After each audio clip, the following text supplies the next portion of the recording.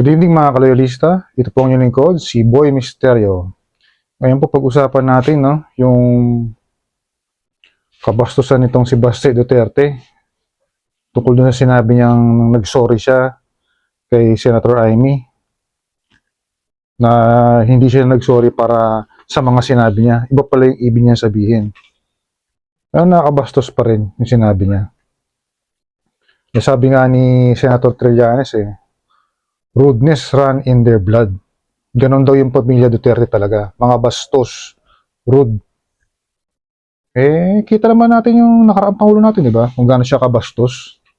Lalo sa mga babae, wala siyang respeto. Kaya nga, kung anong puno, yun ang bunga. Hindi magbubunga ng mangga ang nyug. Diba? Like father, like son. Sasabihin naman ng mga DDS supporters o DDS vloggers na matapang yung mga Duterte. Matapangan ba yung pambabastos lalo na sa isang babae at senator pa? Hindi katapangan yun, kabastusan yun. Itong si Senator Amy, natanong lang naman siya ng reporter. Actually, ambush interview nga yun Tinanong lang siya tungkol dun sa nangyari ng prayer rally about sa pagbanggit ni Baste Duterte tungkol dun sa pinagbibitiw ang ating mahal na Pangulong PBBM. Sumagot naman si Senator Amy na okay na yan, nag-sorry naman sa akin minasama pala natin itong si Baste yun. Naglabas siya ng kanyang statement tungkol sa pagsusorry niya. Para malinawan tayo mga kaloyalista, pakinggan po natin ulit yung ambush interview kay Senator Amy. Wala nakakaloka. Yun lang masasabi ko na nakakaloka. Ang lumapit sa akin ay si Mayor Baste Duterte. Nag-sorry. Naintindihan ko naman kasi syempre sobrang emotional siya dahil isipin mo naman ikukulong yung tatay mo at yung ate mo. Talaga namang re-revolution yung damdamin. Kung ano yung pinag-sorry ni Mayor Baste, ano pang ipinag-sorry niya? Yung mga sinabi ni Presidente? Di sabi ko, hindi yan. Bakit pinagsasabi mo yan? Sabi niya, sorry. Nakakatawa nga pero naintindihan mo. Kasi, syempre, yung babagapag talaga yung damdamin ng bagay. Syempre, tatay ka, saka yung atin. Ayun, di ba? Malinaw naman, di ba? Sinagot lang ni Senator Amy yung mga tinanong sa kanya.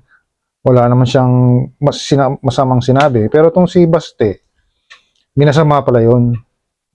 Nasa dugo talaga nila yun. Kita mo, pagsasalita lang, di ba? Yung prayer rally nila, na naging mura rally. Puro mura ang inabot, di ba? Ang lumabas sa bunganga nila. Ganun talaga sila Wala tayong magagawa dyan. Iba-iba ang puwang tao. Ito naman po, basahin po natin yung statement niya, netong si Baste Duterte. Sabi ko po sa inyo, Madam Amy, linawin ko lang kasi ginagamit mo na sa drama mo. Diyan sa media, humingi ako ng tawad dahil naaawa ako sa'yo. Uy, naaawa pala siya kay Amy. Bakit maawa? Hindi dahil sa mga sinabi ko tungkol sa kapatid mo na presidente. Ibig sabihin, nagsorry siya kay Amy dahil naaawa siya. Dahil narinig ni Amy yung pinagsasabi niya. Doon daw siya nagsorry. Parang ganoon dating ba? Nagsorry siya kay Amy dahil naaawa. Pero hindi siya nagsorry sa mga sinabi niya tungkol sa kapatid niya, si PBBM. Atapang at tao. Sabi ng mga followers niyo. Nakakalimutan niyo, wala na kayo sa pwesto ngayon. O kaya kayo nagkakaganyan dahil sa ICC na naman. Palapit na ng palapit 2 or 3 months na lang. Kaya panawagan ko kay Senator Amy, huwag na kayong magdidikit sa mga Duterte. Dumistansya na kayo. Kasi sa totoo lang, walang maitutulong na maganda sa inyo yan Mas marami pa rin kaming loyalista na tutulong sa inyo. Tandaan yan. Duterte, konti lang yan. Mga DDS. Palubog na nga sila Sa kaagawan din nila. Di ba?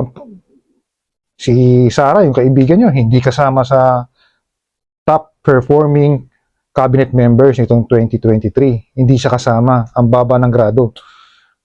Wala siya sa top 20.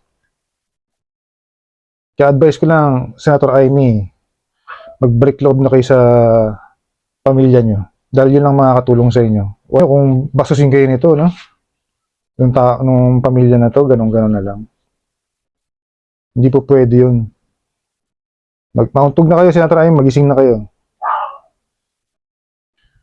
Pati nga si dating Senator Trillanes, nag-react na rin eh. Sa kabastusan itong si Baste, di ba? Ito po basahin ko sa inyo yung sinasabi niya, yung statement ni Senator Trillanes tungkol dito sinabi ni Baste. Former Senator Antonio Trillanes IV takes a swipe at Davao City Mayor Baste Duterte following his apology drama remarks toward against Senator Amy Marcos, saying the rudeness runs in the Duterte family and hopes Amy learns from the encounter. Tama nga naman, di ba? Yung talagang nasa dugo nila yung pagiging bastos. Yun ang binabanggit dito ni Senator Trillanes. At sana may mauntog na rin si Amy. Itong pag-uugali na ito ni Baste Duterte. Rude, boastful. Lahat ng kapintasan na hindi maganda nasa sa pamilya na nila. Di ba? Gaganunin mo yung senator yun. At saka babae pa. May kapatid ka rin babae, di ba? Kayo mga kaloyalista, ang masasabi niyo sa statement nito ni Baste. Kaya Senator Amy, sana mauntog na kayo. Dumistansya na kayo sa pamilyang to. Mga Duterte, walang maitutulong na maganda sa inyo yan. Eh, nilalaglag na nga kayo di ba? Yung sa statement ni Baste, hindi maganda pakinggan. Hindi rin maganda basahin. So, mga kaloyalista, hanggang dito na lang po muna. Ito po ang Unicode, si Boy Misterio. Mga kaloyalista, please like and share my video and subscribe to my channel para lagi po kayong updated sa may init na balita.